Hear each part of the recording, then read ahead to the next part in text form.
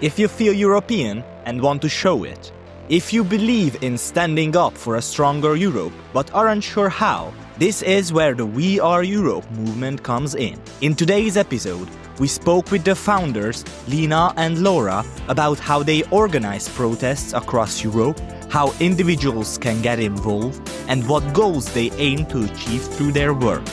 This is an interview about We Are Europe on Forum Europeum.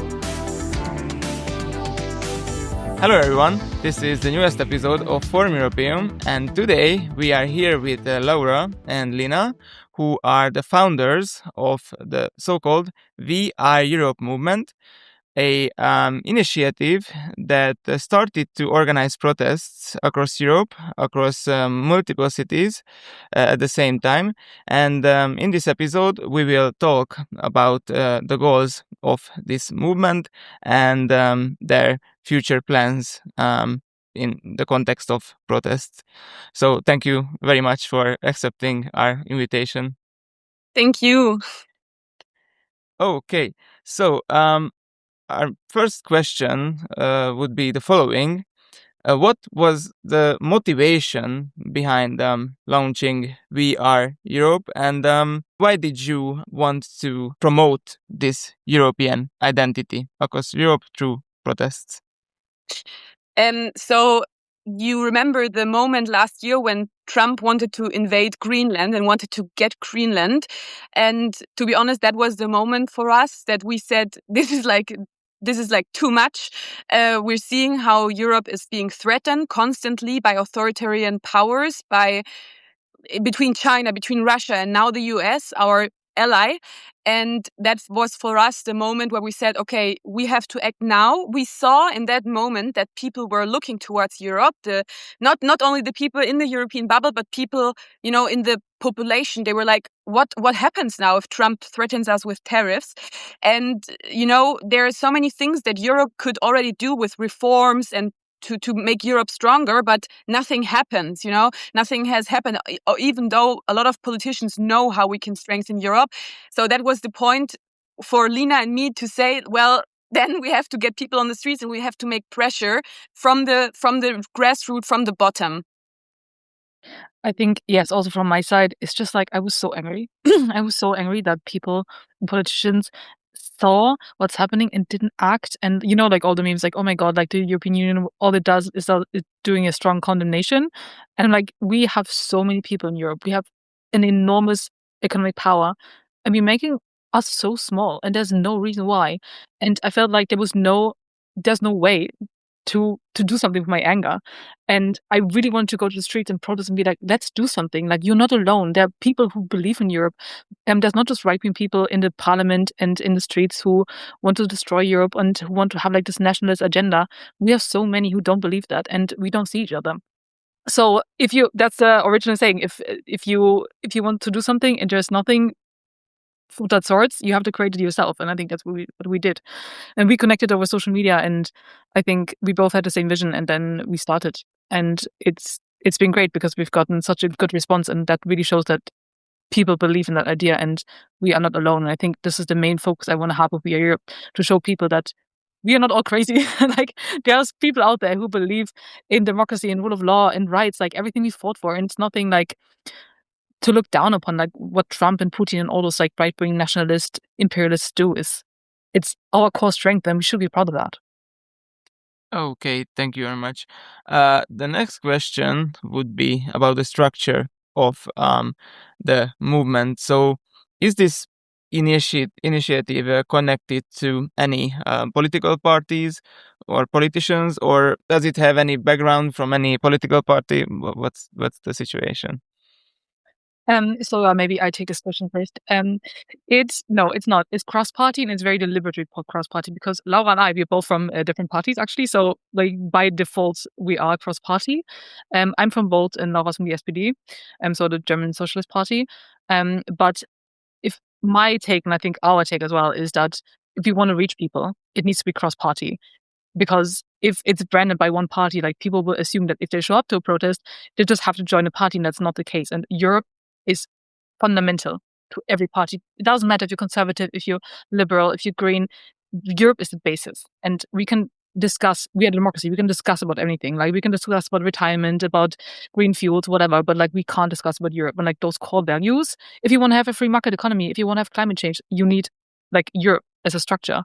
And I feel like this is under threat, and it concerns all of them. And if our goal is actually to have change, and to have change, we need a coalition here in the European Parliament. In Europe itself, we need coalitions. So to make it as like just a one-party thing actually wouldn't be really practical or efficient, because we need a coalition of many parties to actually deliver change. And yeah, we believe that cross-party is the only way to go, because if we have speakers from all parties who underline Europe and like the European values and the European reforms and the necessity to be to unite, then this is what creates change. And for me, at least, I guess for Laura as well, it's when you saw like so many politicians on the stage, different colors, different political ideology, all underlining Europe. That is so motivating. The next question is about challenges. So you were speaking about coalitions and working together, but was it hard to organize these many protests across these many European cities? What were the main challenges? So definitely it was hard because on the 21st we already had 15 European countries joining us and being on the streets with us together. But that doesn't come from out of nowhere. We were really baffled by how many people texted us on the We Are Europe account when we launched the first share pick with the first demonstration, call for European demonstrations. I think we counted one time, we got like 140 people texting us. They want to do something. They want to be part of We Are Europe. And they were all from different European cities. And then the biggest challenge was to connect all these people to, first of all, kind of make a structure where all these people can find themselves in these different cities and countries, and then to help them also, organize the demonstrations. But we have to say that we are very grateful for all these different people who put so much effort, who are very motivated, and without them that would have never been possible. So we see that basically all over Europe there are people like Lina and me who want to do something now, who want to go on the streets, and I think this is a great character as well. We're very decentralized, we're very grassroots. People can join at any moment. And what we also have is a lot of support from, because, We Are Europe is trying to assemble also all the pro-European organizations that already exist. There are so many. Pulse of Europe, YEF. There is in general, for example, Vici, who's doing so much pro-Ukraine, and so many more. And our goal is also as well to kind of merge, bring them together, because we can't have if we want to show Europe to the people and reach people outside the Euro bubble, we need to show them that Europe is there and that there are people defending it and standing up for it. And if we all go and do our own things, it's great and it's important. But for example, to bring people on the streets, we have to merge, we have to join together, because we are all in it for the same thing. So we are very happy also to have found all these partners, and they are also helping us in the different cities to get the demonstrations going. But yes, it is a lot. We're really working over time. It's a lot of coordination, but it's, well, we wished for it, so we wouldn't want it any other way. Okay, the next question is about the protest, which became, I would say, the biggest in Berlin. Both of you gave speeches in that event, and also politicians like Damien Bozelaga gave a speech. From a personal experience, how was it to interact with that many pro-European people? There was a media coverage as well about that event, especially. So how was it, and what was the atmosphere there for you? We thought it's amazing. We were really baffled by how many people showed up. When you plan so much and you put so much energy into it, and you're like, oh my God, is anyone going to show up? And in the end, it was 130 people, maybe even a bit more. And we were really it was really, really cool. People even waved flags and European flags and got merged without us even asking. It was people organized themselves. Friends showed up. Many politicians showed up.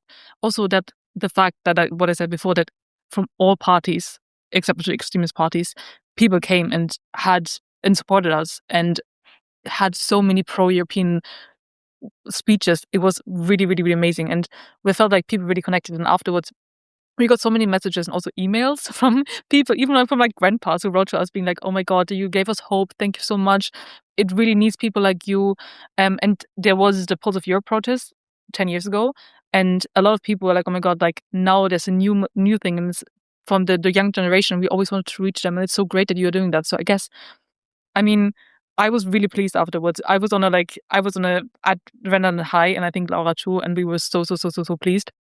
And yeah, we just hope that we continue that. And also the fact that so many, like in every city as well, that people just, like we had this idea and then people were like, okay, let's do it. And also like in Budapest, in Torino, in Madrid, it's all over Europe. People came out. And for me and for Laura, that was insane.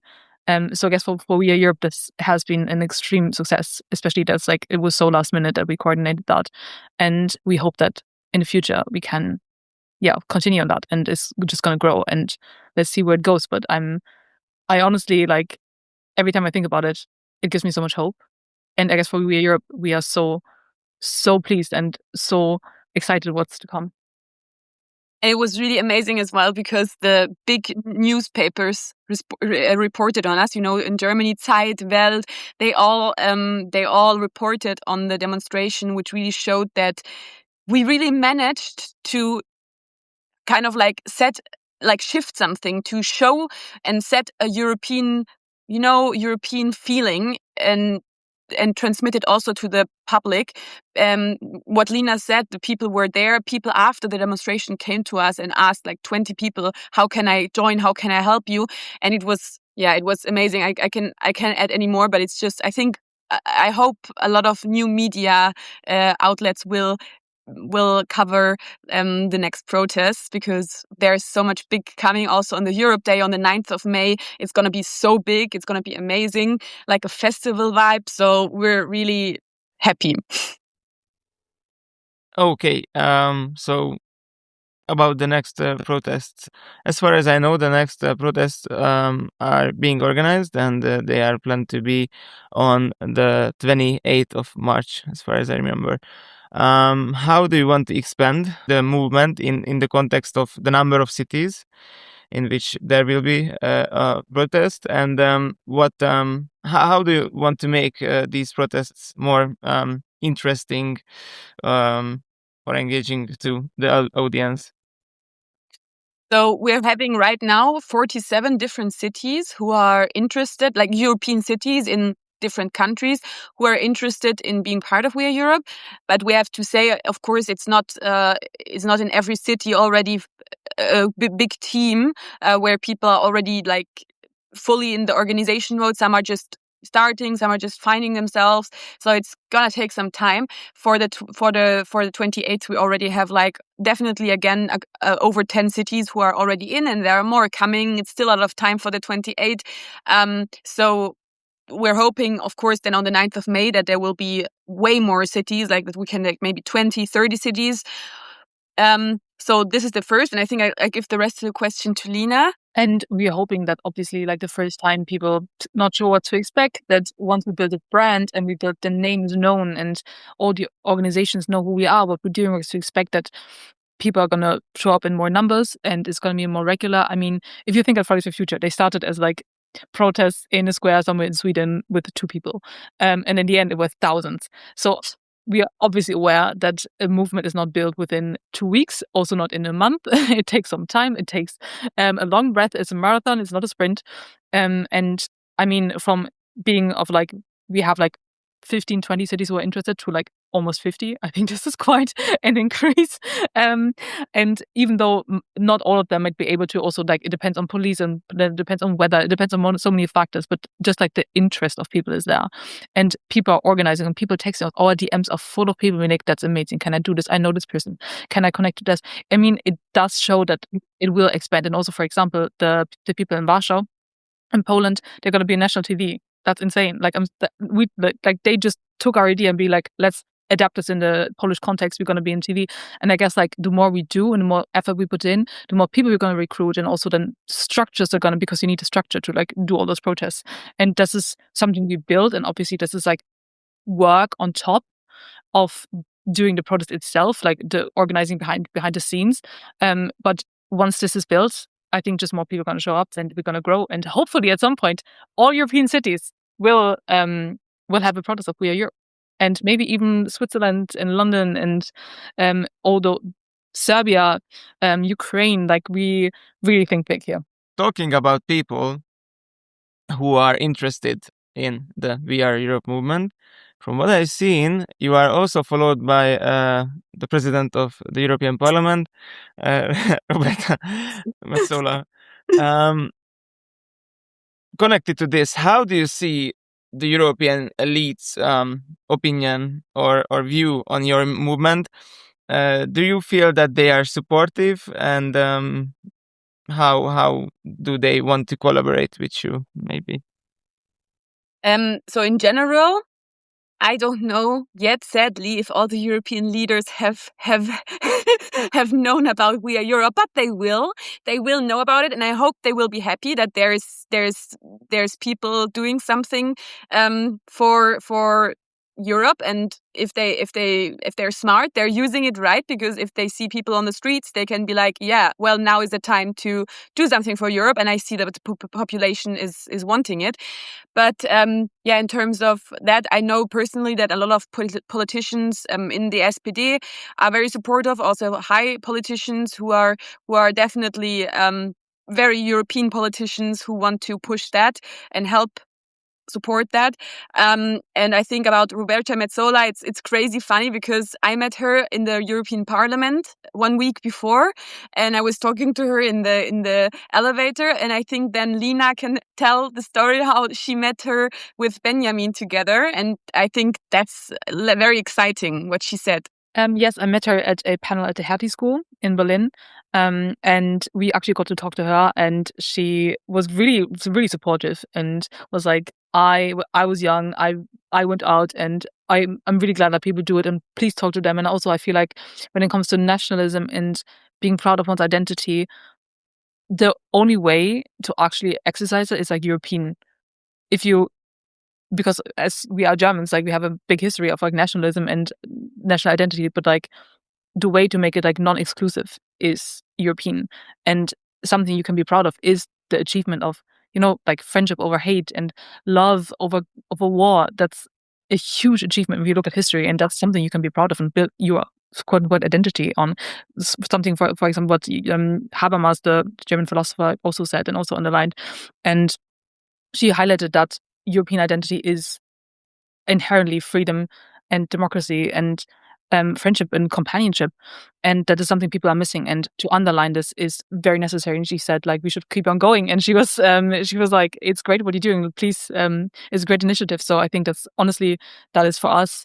That was really good to know. And even though you might not agree with the EPP or whatever, but the idea that like Europe is so fundamental, and we all agree on that. And despite our political differences, Europe is the foundation. And yeah, for us, that was pretty great. And I can just tell from my party and my MEPs, they are super supportive. And obviously they need to be, because I work for them. But yeah, no, everyone we tell that to, even parties we might not agree with on other things, they all agree on Europe. And again, just underlining that is very motivating. The next question is about your concrete demands and your long-term goals. So basically, do you have like these exact demands that you want to change, for example, in the structure of the European Union, or in this context? Yes, we have definitely concrete demands. I think it's very important as us as a movement that we're not just going on the streets demanding for more European unity, that we also that directly address the problems. And we have like 5-6 core demands. Definitely ensure an open and free Europe. For example, we see that the Schengen borders are being attacked again. So that's what we're definitely criticizing. And we want to push Europe towards standing up together against isolation and against polarization. But very, very concrete, we want Europe to be way more sovereign and way more capable of acting. And when I'm talking about that, we mean, for example, that there's no veto veto blockades in the council, unanimous vote, then we need very clear competences. We need way more democratic control and oversight. For example, first of all, initiative right for the European Parliament, and also the European Commission should be elected democratically. So those are institutional things that definitely need to change.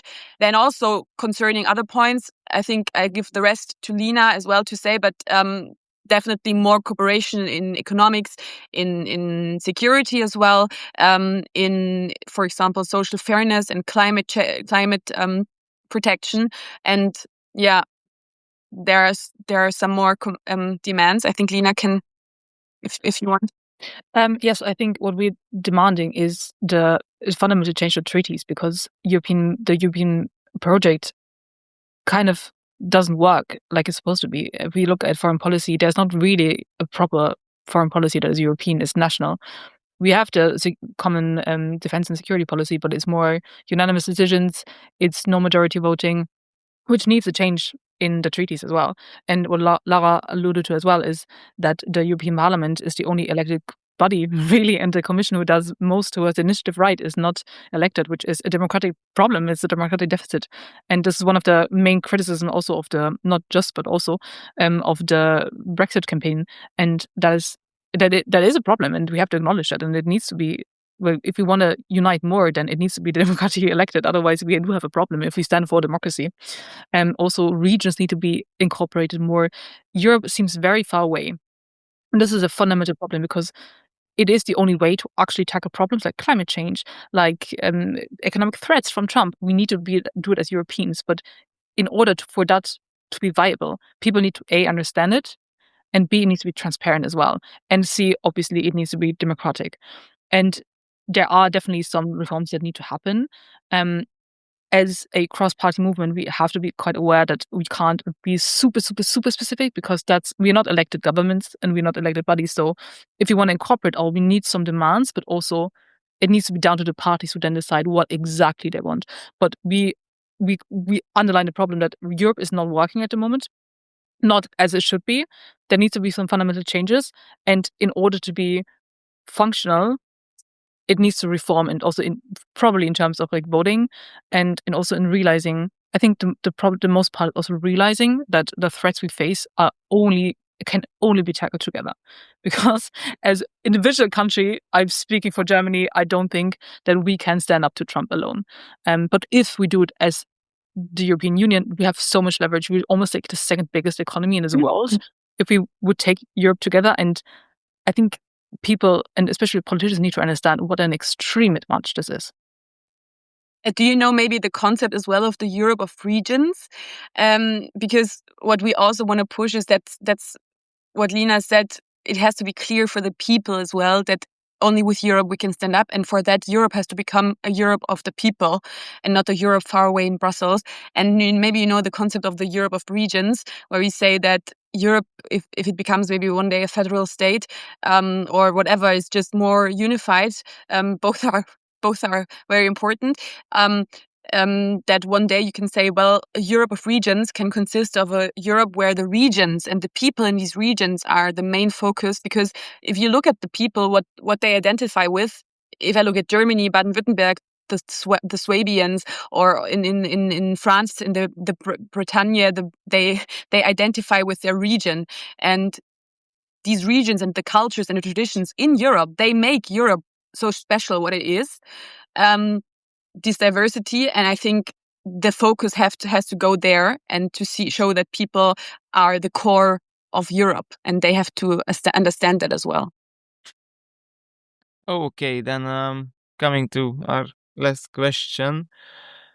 Basically, I would like to ask that how can one contribute or join or organize a protest under the umbrella of the We Are Europe initiative?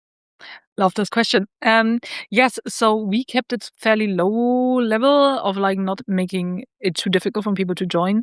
We have rules of conduct because we are the responsible ones. So it needs to be peaceful. It needs to be pro-European, democratic, and aligned with our values. But if you want to, we have in a website, we have an email, we have Instagram channels. You could just DM us and be like, I'm in this city. I want to do a protest, and we have share packs, we have materials you can use. The only thing we would ask you to is register with the police. I think this is something people need to be aware of. And bring your friends, bring your grandma, bring your aunt, bring everyone who might be involved, and print some of our photos. And it can be as low level as just going to the market and having our signs up. But if you want to go further, we can help you with organizing a stage and speakers and all of that. But from being just 5 people to like being hundreds of people, I think everything is possible. And I guess we wanted to make it as easy for people as possible to show that they stand up for Europe, because not everyone is capable or wants to, has the money or whatever to organize something big. But we don't demand a lot. Like, Europe needs people, and people standing up for their values, and that can literally just be getting with their friends and showing that you're not alone, and showing up and standing for something in a public space and showing like we are here and we defend Europe. So if you want to, drop us a message and we'll take it from there, and hopefully we can all work together. I think there's not much you need to do. It's just you and your passion that we need. And even if you slide into our DMs or only in the comment section, we are seeing it. We're monitoring everything, and we're really trying to not oversee anything. And what we also can clearly help with, if, for example, right now we have in some cities only 2 or 3 people, but since we're in contact with all the big other organizations like YEF or the Pulse of Europe, and also a lot of other organizations, we can always provide other manpower and get you in contact with people in your city and region who can help you together, and you can join. Like, first of all, this is such a great thing, by the way, as well, what's happening there. We're kind of like connecting people in Europe who want to stand up for Europe, who didn't know each other yet. And I think this is basically European spirit, European movement.